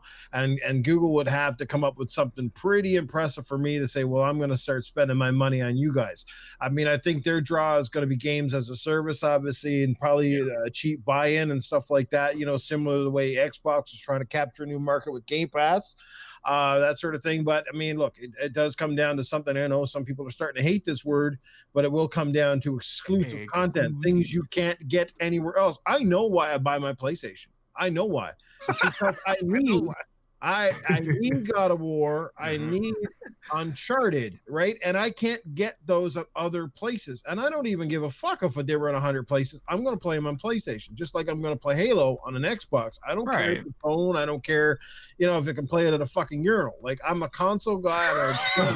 You know, that's where I'm going to play my games. I'm old school as shit. I'm stubborn as shit, and I ain't going to change a no amount of shit. You know what? I'm fucking tired of Microsoft right now trying to sell me Game Pass. Ever since I ended my subscription in December, every fucking week, come back to Game Pass.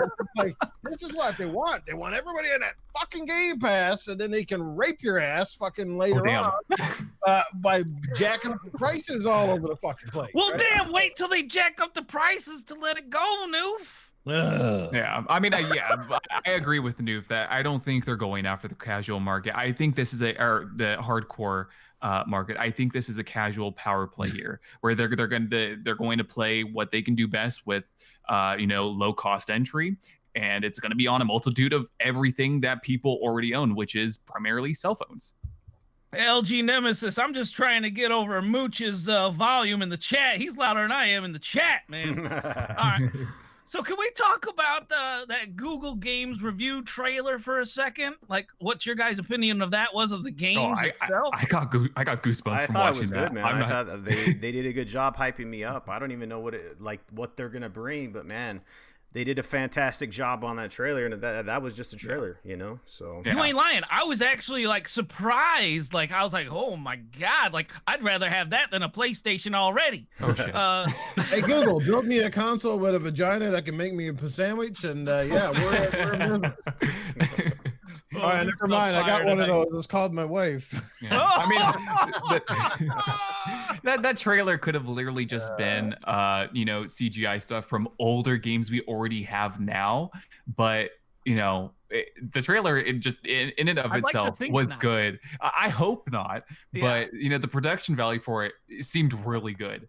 Who knows? It was super quick. Didn't it look like there was like a there was a Fable game in there? Like a gladiator game? Didn't it look like you were like entering an arena or something, like a gladiator arena, and they were cheering and stuff? Like, now if there's Rise 2. No, that Google exclusive. Stole it, right? I think that one definitely was Assassin's Creed Odyssey, because they're already streaming that stuff, right? With their Project Stream stuff. So it might be you know, a mix of new games and old games. I really do hope that it wasn't just, you know, they're going to reveal old stuff we've already played, because I'm not really interested in that. But you know, like I said before, the production value for that you know, teaser trailer did get me hyped. I thought it was really good, you know. Noof, I thought the console named after your wife was the Mad Box. She might be if she gets a load of what I'm saying. Awesome. So I'll be cut off. I'll be neutered tomorrow. Yeah, right. You're gonna be on the couch. Well, for me, there's two games that there need to be more of. One is space simulators, and they had one of those on there. Like, give me don't give me another No Man's Sky, but you know what? Give me like a galaxy, and give me a whole bunch of crap to do. Just give me a galaxy, a whole bunch of planets. What's that PC game that they've been working on? That they've been crowdfunding for like years? Oh yeah, I know what you're talking. Star Citizen. The game that's never gonna come out. Star Citizen. The pyramid scheme. Hey, keep funneling the money here. We'll get it out. Sure. Can you give us? We'll give you more screenshots. Yeah, just keep giving us money. It will come out eventually. I mean, come on, guys. Like, what is this? Star Citizen. They get it. They get the L tonight. All right, Star Citizen. Yeah, that's shit's never coming out. But you don't think it's ever coming out? No, are you just serious, or are you joking? I think it's not going to be coming out. I think they're just making money off of suckers that are funding that game. And well, it wouldn't be the first time. The one thing that's gonna make this game not get released is, I guarantee you, they're going to get sued. They're walking a very fine line here, and the suit is going to be so bad. They're just going to have to pull away from the entire project. I think that's what's going to happen. I think they'll just take all their funds and put it in Swiss banks, and then you won't see all those dudes are just going to be gone. You know what I'm saying? Thanks for your money. Peace. So you know? That'd be so sick. So let's move on to some other topics here. So one of the rumors that was spread around the internet, like herpes at prom night, Sony was saying, rumors were going out there that Sony was going to acquire Take-Two Interactive. If you guys don't know who they are, they're responsible for some of the games like Red Dead Redemption. What else? We have GTA. We have Bully, NBA 2K, Bioshock. All these crazy games. Borderlands. Rest in peace, Midnight Club. Yeah, and then the rumor came out that Sony was in serious talks at the final stages of acquiring Take-Two. When I heard this, I was like, cash only. Yeah, I was immediately, they're shaking hands as we speak, and it's just like, when I heard this, it was just one of those things where I immediately said bullshit. Like, I think I said it out loud. I was like, this shit is not, it's one of those rumors. It's like the Scalebound to the Nintendo Switch. That make you say bullshit out loud. I said that immediately. I think I put a tweet out there. I said, this is not happening. Don't believe this bullshit. And I was like, I think I put a tweet out there that said, the people that are spreading these lies, I was like, get a break, go get help, blah, blah, blah. So anyway, I said it immediately. I said it wasn't going to happen. And sure enough, all these PlayStation fanboys are tweeting, oh my God, we're getting this and this. It's going to be a game changer. We're going to have so many exclusives. Screw, this and that. Microsoft, you don't get Red Dead. You don't get this. And I was just like, Stop my God. Get some help. Yeah, get some help, dude. Seriously. So anyway, it was debunked by Sony themselves as well. Did you guys hear these rumors? Did you believe them? Yeah. What do you think? No. What was your reaction when you heard it? Like, honestly. My reaction was I immediately lost respect for Crap Gamer after his post on Twitter because there's clickbait and then there's just being ridiculous. I'm sorry, man. I gotta call you out. Because don't be silly, man. Like, Xbox lost. Oh my God, oh my God, doom and gloom. The fake outrage, right? It's ridiculous, man. Like if you didn't do these things, I'd sub to your channel, dude. I'd absolutely sub to your channel. But you do too much clickbait crap like this. And hey, I just might be a small YouTuber with 100 freaking subs, but hey, at least I don't clickbait like crap. Oh. Yeah, this rumor is just, it made no sense. From a business standpoint, it literally does not make any sense. Sony does have they have almost $40-something billion in reserves. They could if they wanted to, but that's not, I don't think people are thinking of it in a logical sense where GTA on its own prints billions and billions of dollars every single year. GTA on its own, I think, is worth more than 2K as a whole. You'd have to be paying insane amounts of money for all of 2K, all of Rockstar, everything, every IP that they own on God's green earth. It just, the amount of money, them spending $11 billion in cash to get all of these properties, they would have to find a way to make that money up. And I don't think if it did come to it, obviously it's not, because Sony squashed that rumor real fast. If it was a true thing, I don't think anything would have been exclusive in the first place. because they couldn't afford to let it be exclusive. It'd have to go everywhere. You know, it would have to be on everything, and not even just from like a business standpoint as well. I don't think that would have been good for the industry as a whole, because then you'd be if they kept it exclusive and stuff like that. If you're taking away Grand Theft Auto and Borderlands and all of these games, all of the sports games and stuff off of Xbox, you wouldn't get it on PC. You wouldn't get it on Nintendo. Like that, from an from a different standpoint, that's give just this guy an L for not being able to say that. Hold on, it's just fucked up. Yeah, okay. No, so what it would have been? So what I said, if this did happen, which I didn't believe for a second, if it did happen, it would have been horrible for gaming, just for the fact that you take all those games and you put it on one platform, and then beyond that situation, it wouldn't make sense for a business standpoint. You take all these developers and you say, hey, all that money you were making for having it multi-plat? Well, you're not going to make that anymore. We're going to make it specifically for one platform, and PlayStation wouldn't get return on their investment. It didn't make any sense to me, And it's not even like me saying, oh, I don't want that to happen and for them to have exclusives because it's PlayStation. No. If Microsoft were to do that, I'd say the exact same thing. This benefits nobody. Yeah. Nobody, if they made it exclusive. Like, I would not want Xbox or Microsoft to do that, because that's just fucked up. Period. It's weird to me, like when there was the EA rumors for Xbox, that people were saying, oh, well, if Xbox acquires EA, then all the stuff's going multi-plat. But if Sony was to acquire a big company like that, it's going to stay within an exclusive. It just doesn't make sense when you're on that scale. It wouldn't make sense for a business perspective to take something that's multi-plat and just make it exclusive. It just well, it doesn't make sense for Microsoft, because they've made it apparently clear that their focus and direction right now is completely different than it was even 5 or 6 years ago. It's drastically changed. The landscape is changing.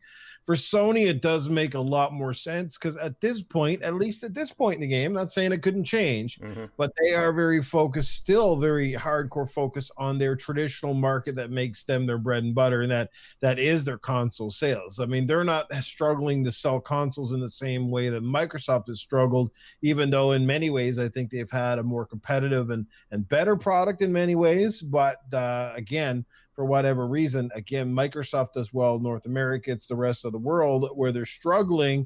Well, not the rest of the world, but certain portions of the world where they're really having trouble getting that market penetration. But I mean, it didn't make a lot of sense. I heard the rumors and I had to take it with a grain of salt. Pardon the pun here, Salt. But I was just like, doesn't make a lot of sense, because it's not like we heard rumblings in the past that Take-Two was struggling or losing money hand over fist. If Take-Two was GTA alone is making these guys bank, and Red Dead had a phenomenal. So like, if Take-Two is losing money and needs to sell, then I have to wonder myself, who the hell is in charge of their financial department over there? What the fuck are you doing? Right? Because they're in trouble. Someone's stealing a lot of money. They are a huge publisher, and they are doing much better by being a multi-plat publisher. It doesn't make sense. It would make sense to some degree for Sony.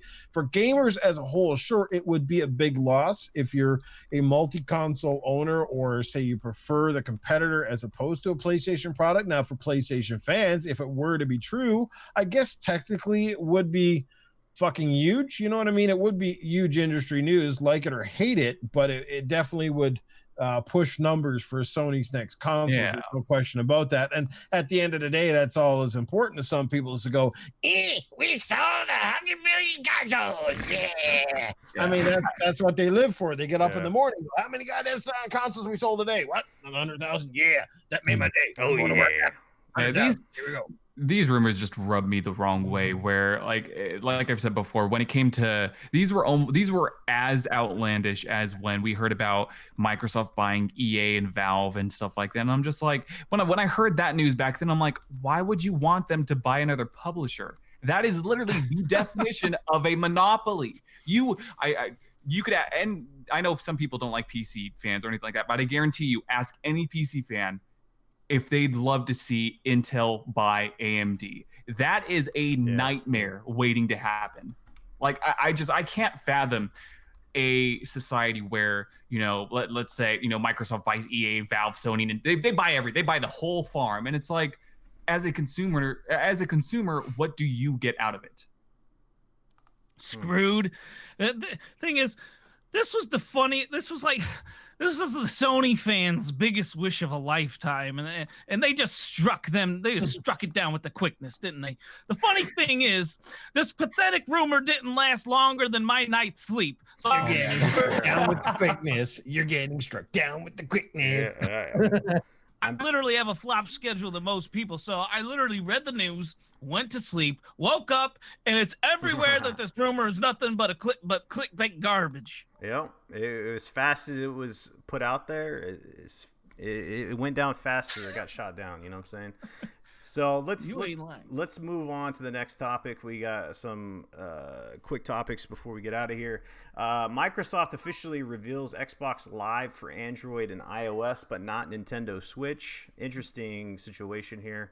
A few weeks ago, there was rumors that Xbox Live was going to be heading to the Nintendo Switch, but apparently that's not happening. But it is going to be happening for Android and iOS. I'm trying to figure out why it's not going to the Switch at this point. I don't know what the reasoning is.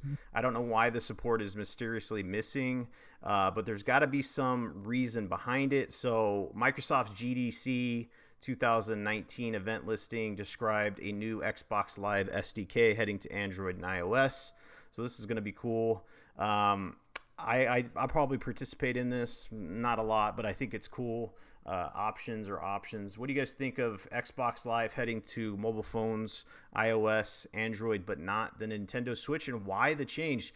I think, where there's smoke, there's fire. I think originally maybe it was heading to the Switch, but something changed.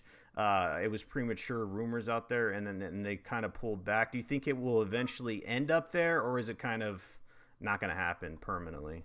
Whoever wants to hop in. I think it will be going to the Switch. I think, like you said, it was just premature. Like something like this is so huge. Like, people fail to realize the marketing that's going into this. The Xbox logo itself going to Nintendo, just that in and of itself is such a huge deal. People are refusing to realize this is just like McDonald's putting their logo on the French fries at Burger King. It's the same thing. Like, there's got to be all kinds of stuff they got to work out with Nintendo about this. And especially not being native to the console, games not being able to be played native to the console. So like that stuff has to wait. They can't do that right now. Otherwise, they're just going to be playing Ori and like platformers essentially on the Switch. Yeah, doesn't help that Nintendo's online infrastructure is absolutely weird. Yeah. Just to let you guys know, shout out to Windows Central. They have the article that I'm referring to here.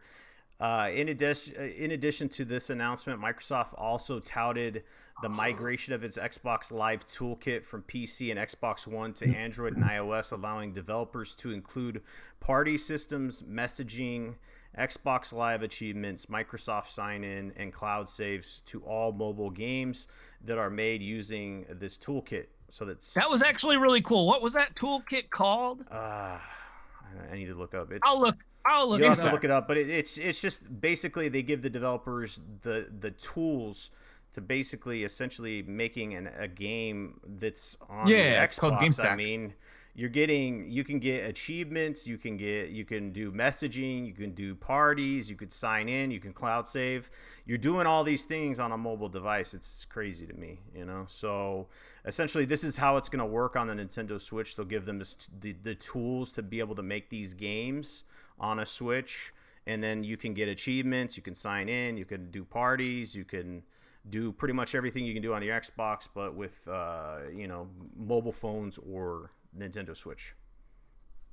Cool. Did you guys die? Hello? Hello. I think it's really cool. Yeah. I think the reason why the Switch isn't in the bulk of with iOS or Android is because I think it's going to be a pending E3 announcement. I have a suspicion that that's where it's going to be That'd saved. be a good place. Some people might argue that that stage isn't the best place to do it, because why would Nintendo be on micro, like whatever. Yeah. I think I don't know. That's kind of true though, because that's I understand their arguments, but like they don't really work for me, because like I said before, I'm platform agnostic, so I don't care about any of that console war stuff. Well, why doesn't it? Why aren't you believing that though? What's your all right, so it's not even about console war. It's literally about why would Xbox, even say the word Nintendo at their briefing? You know what I'm saying? No, I think they are. I think Nintendo's going to be on this stage. But that's where you're wrong. No, I don't know, man. I have a sneaking suspicion that it's going to be there. I think maybe one of the reasons why it also got pushed back was because of xCloud. If they're trying to get something working with xCloud on the Switch, it can't happen until they've tested the service, and the service isn't even out yet. Nobody knows how xCloud is going to work because the public trials haven't gone on yet. And I think it would be foolish for Microsoft to announce or to roll out everything for the Switch, with xCloud and stuff before it's even ready and hasn't even been tested before. So maybe they're waiting until this stuff gets rolled out, it's tested, everything's good, and that might be a early 2020 thing, maybe 2020. Who knows? But who knows? I don't know. I don't know. Go, Microsoft. You forced Reggie into retirement. Oh, like I don't. Okay, I don't want to shill other people's podcasts, but if you guys heard King David on the Iron Lords talking about this with Reggie and why he retired because of Phil Spencer, I was dead. I was in tears laughing so hard. So the Xbox thing, it's called Game Stack. Okay. Yeah, Game Stack. They're calling it Game Stack, and it looks like it's just a toolkit for. You know what this reminds me of? What was that game called where you would? It was on Xbox. I think it came out early in this generation on the Xbox One generation, where like gamers could try and create their own game. on it. Project Spark. Project Spark. Yes, it seems like that only for a developer. Project Spark was a big L, dude. Yeah, that was not a good game. I was expecting more out of Project Spark. Yeah, did you guys even play it? I played it, and it was still hard as hell. I booted it up, and I couldn't figure it out, and I just turned the shit off, dude. Project Turd. Like you could tell how much they simplified game development, but even with that, it was like, wow, there's still like you gotta give developers respect after trying to even put it together with like a simple toolkit like Project Spark. And this looks like an excellent toolkit for developers. I think I'm really excited for this news, for not just for iOS and Android, but once it comes to Switch as well, because if Nintendo can't supply a competent online service, then I want somebody to, fill in that void and give, the gamers something that they want. I think everybody should be supporting achievements, whether you're an achievement hunter or not. They're just fun to mess around with, or, cross-party chats and stuff like that. I think it could benefit the Nintendo Switch greatly, and all these devices as well, because I know on the Google Play Store and with iOS as well, if you play games from the iOS store, they have their own sort of like leaderboard system for on a game by game basis, but it's nothing like PlayStation trophies or Xbox Live achievements. It's nothing like that.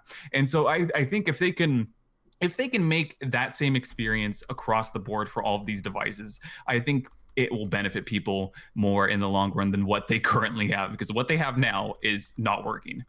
I have a tidbit of information from this article, and let me know what you guys think about it. It says Microsoft touted its growing cloud platform, which is now twice as large as its closest competitor, namely Amazon Web Services. Yep.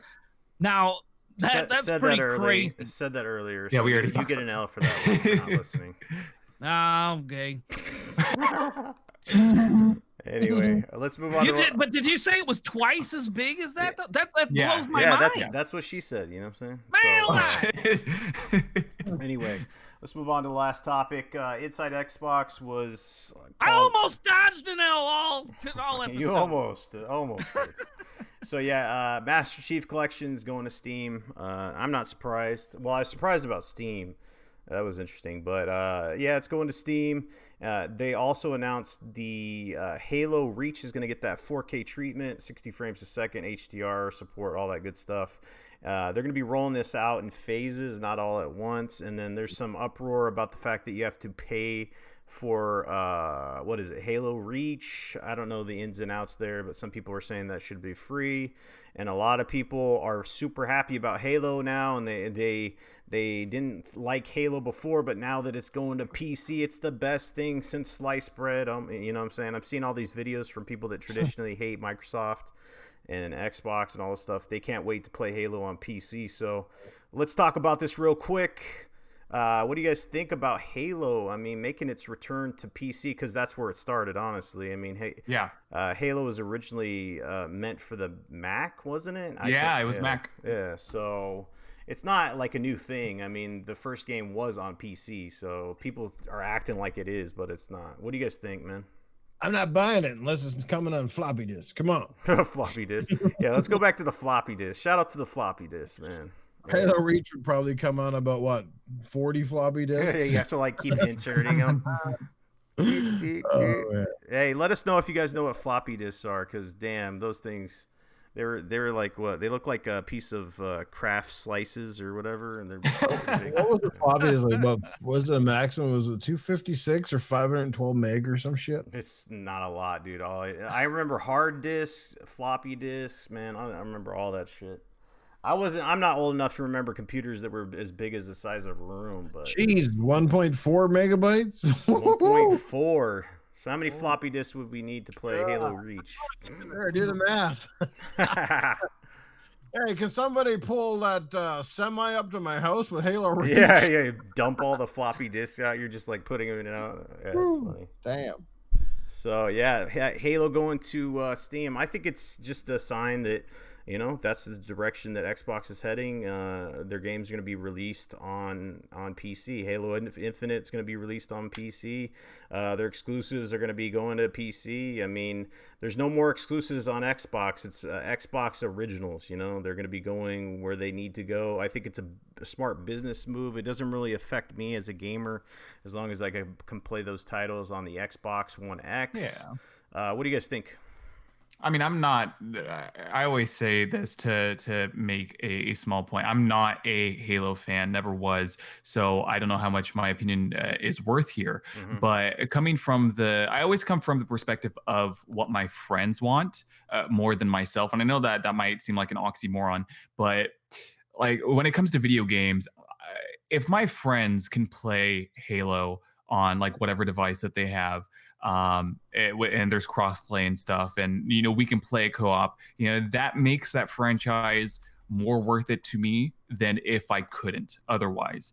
And just hearing, I know it's a meme on Twitter, or it has been for the last 2 days, hearing, you know, the official Discord Halo or Halo Discord, and everybody just screaming with the announcement going on.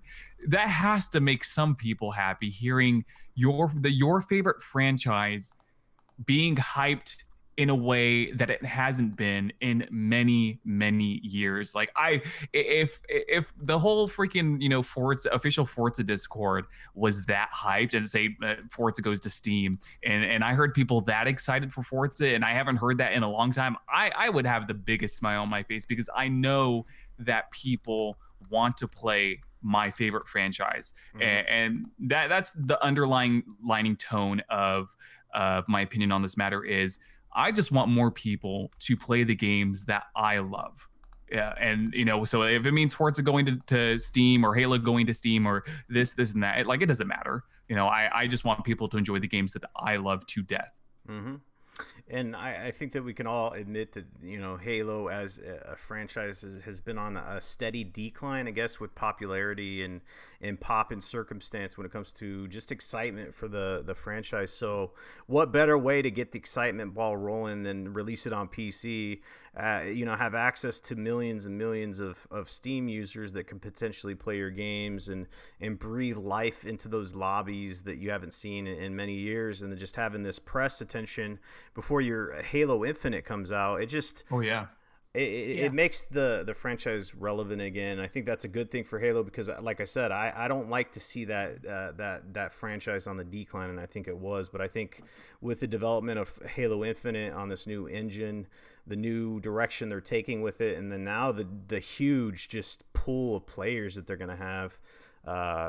Some people are going to complain about the crossplay situation and PC and mouse and keyboard and stuff like that, but for sure they're going to have the option to turn that off. There's no way they can't have that, Yeah. Yeah, if you say Halo to me, I don't care about anything except Halo Infinite. I don't care about remasters or remakes. I want Halo with no retarded abilities in multiplayer, number one. I want Halo open world RPG, number 2, and I want Halo BR, and I don't mean battle rifle. Okay, so give me those things. Give me the intel on those things. Didn't they say that? Did they say? Did they confirm that it wasn't gonna have a BR, or is that another game I'm thinking of? They said that it wasn't going to have one. Oh, that's frustrating as hell. I mean, who knows if that's just PR or whatever, but that's what they said. I mean, I heard they're still open to it. I've heard conflicting things, so maybe they're trying to throw people off. Yeah, they probably won't have it at launch. It's probably one of the things they'll bring out post-launch. I could totally see that happening. How do you not have Battle Royale in your Halo game? Like, that's the perfect game set up for it. That's frustrating to me. Anyway, do we have Cletus? Does he want to make a comment on Halo or? Well, fiddly diddly, guys, and just let me tell you that when Halo Infinite comes out, okay, that shit is going to be on fire. It's going to be like on fire, like bags of shit that the kids would put on my doorstep and I'd step on. You know what I'm saying? But it ain't going to have the same stink. It ain't going to stick to my shoes. It will stick to your Xbox. And you will all get out there and play it. The only thing I hope they get rid of are them fucking bubble shields, okay? Because my God, there's nothing more frustrating than emptying the clip on somebody's fat ass, and then he gets inside of a bubble shield, and then they're like, "Ha, you silly son of a bitch, you tree-teeth motherfucker!" I'm just like, "Yeah, if that fucking shield goes down, I'm gonna take out my bazooka." Anyway, it's all getting fired up now. I'm going to go have some moonshine and then show my wife my other moonshine, and we're just going to get on because we're getting the Halo Infinite loving up here tonight. So make sure you get yourself a copy now, you hear? Dude, I want to hear from Mike Ibarra on what his thoughts of Mike Kermit Ibarra singing was. Kill Noof at this point. He's like coughing and shit. It's like, must be dry up in here. Holy crap. It's like it's I'm gonna be all fucked crickets. up. He's like, and then I want to hear. And then I want to hear. Talk what? Talk. I want to hear your he wants to hear opinion about Mikey my Barra singing. talk dirty to him. I don't know if you want to. Oh God. Type Drago. I just lift my finger and I'm talking to Halo Reach on PC. So nothing gets you hot and bothered more like a wet finger and Halo on Reach on a PC.